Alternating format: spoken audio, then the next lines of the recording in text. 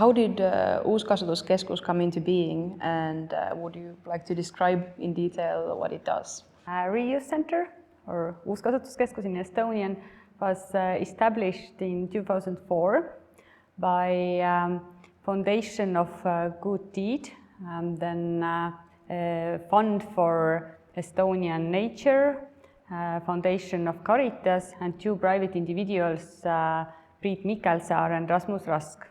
And the idea of our organization was that we are gathering different items of good condition, and then we send them back to circulation. So our mission is to make sure that things that are used and are in good conditions, that they don't end up in landfill.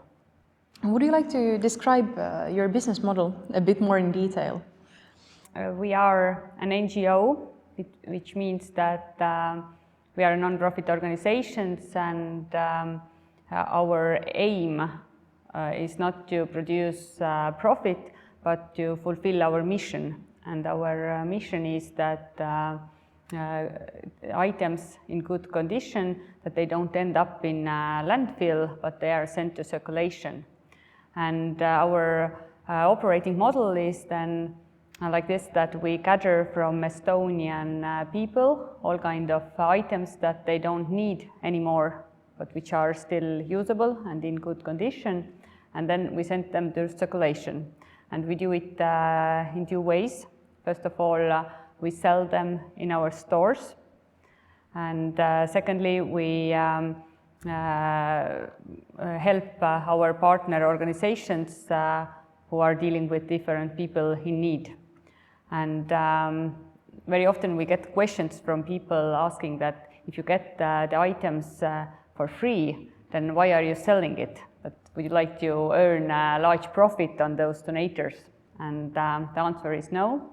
We are selling those items in order to cover our operating expenses, like store rentals, utilities, salaries, transportation costs, because we don't get any support from any other organizations or municipalities. So that's the reason why we are selling, but we don't have a private owner who is taking out the dividends. Or everything what we earn is in order to fulfill the mission as good as we can. And if something is left over, then we are contributing those funds in order to enlarge, that to open new stores in Estonia, so that we can make reuse more accessible for even more people in Estonia. What are the kind of everyday challenges that a company and a business like yours faces? I think we have two major challenges. That one of them is the quantity of the donations, and the second one is the quality of donations.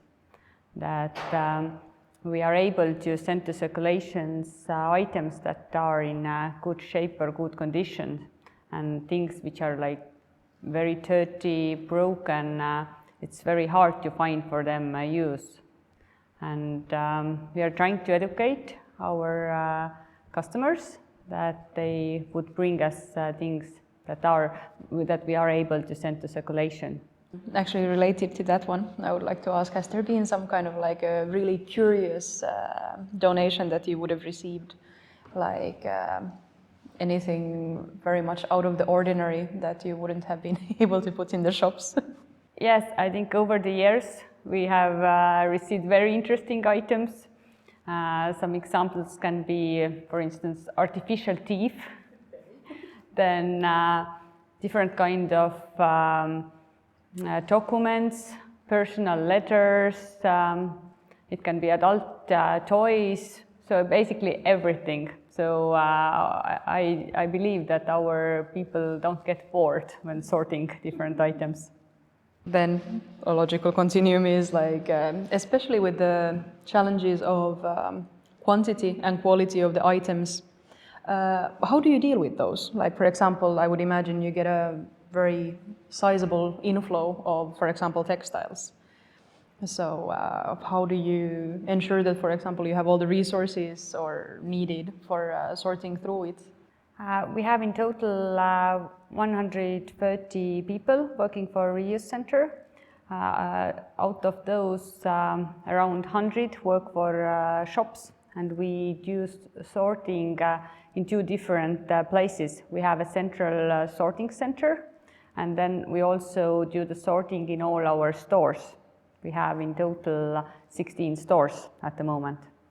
And yes, it takes a lot of time because we are doing the sorting manually, and especially if you have very different items, different brands, different materials, then it takes time. But we have quite experienced people, and we also don't sort only textiles, but we also sort all kind of other product categories like tissues, footwear, accessories, home appliances, so the list is very wide.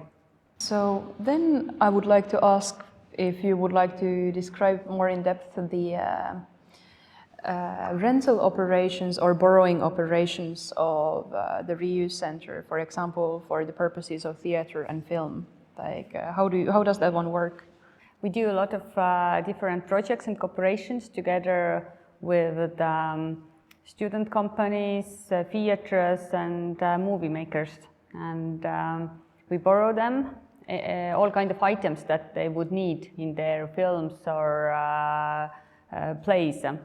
So it can be clothes, it can be footwear, it can be any kind of accessories, because it doesn't really make sense to buy those items for using them just once or a few times, and then what are you doing with them?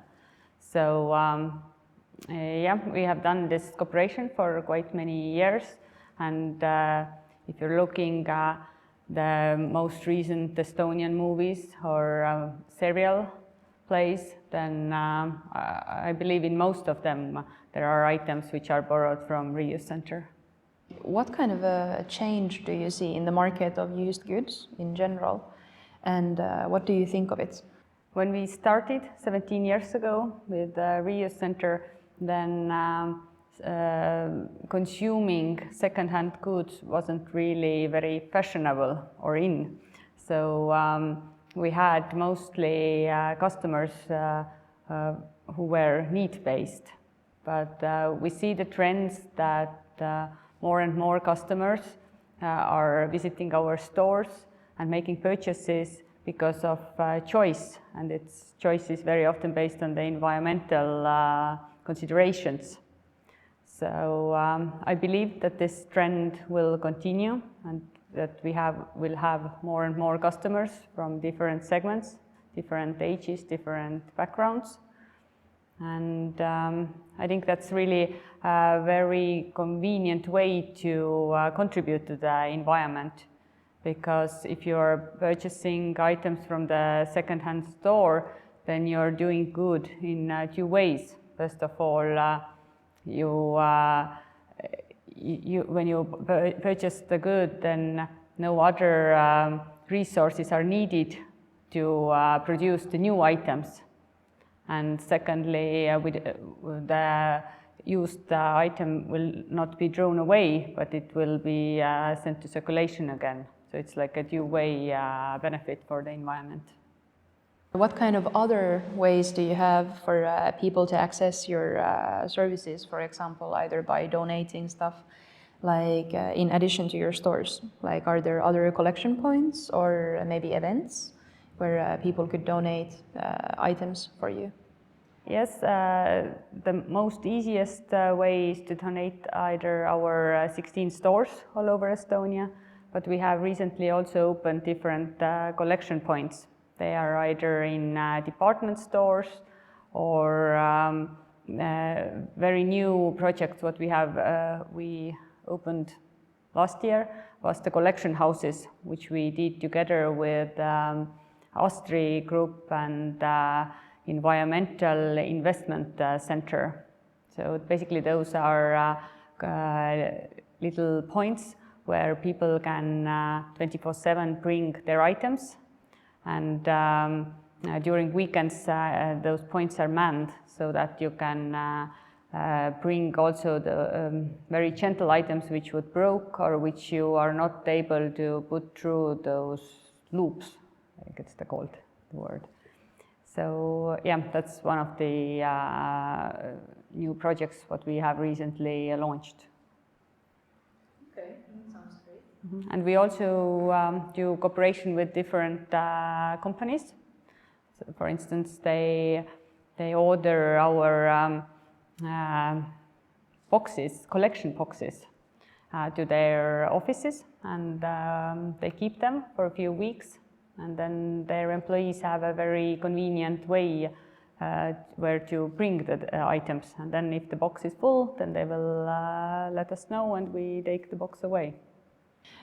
Do you face some kind of prejudices that people would have regarding second-hand goods, for example, dirtiness or frumpiness?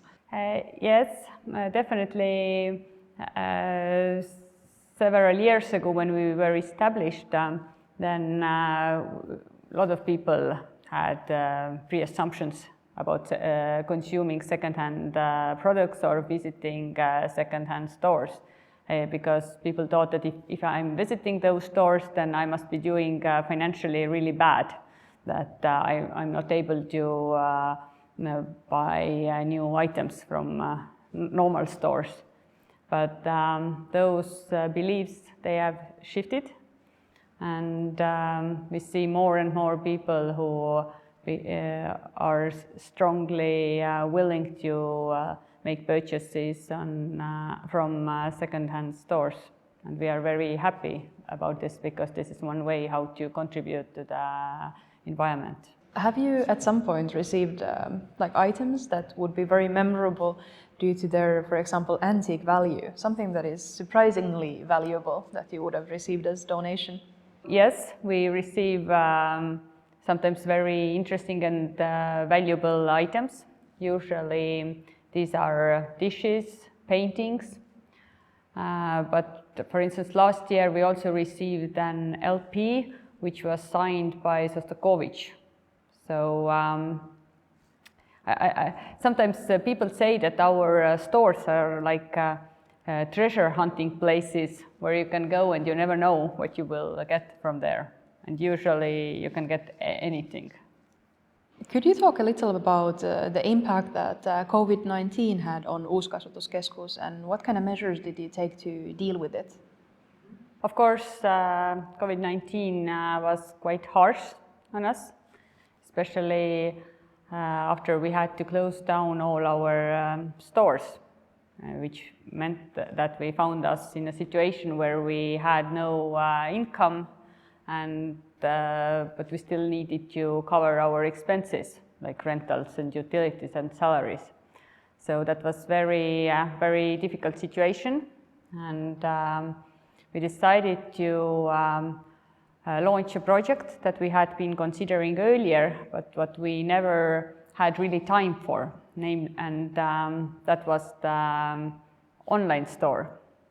And we had been considering that we see that a lot of commercial is going to online, that we should also consider it, but we found it very hard to implement in our case because all the items are different, they are cheap, and it takes really a lot of time to get those items to an online shop. For instance, you have to select them, then you have to make sure that they are in a good condition, then you make a picture of it, you upload it, but then you have to make the measures, you have to write the description, and if the customer orders this, then you have to pack it and send it, and for that you get, for instance, €2 for a t-shirt, so that's quite a lot of work compared to the price you receive.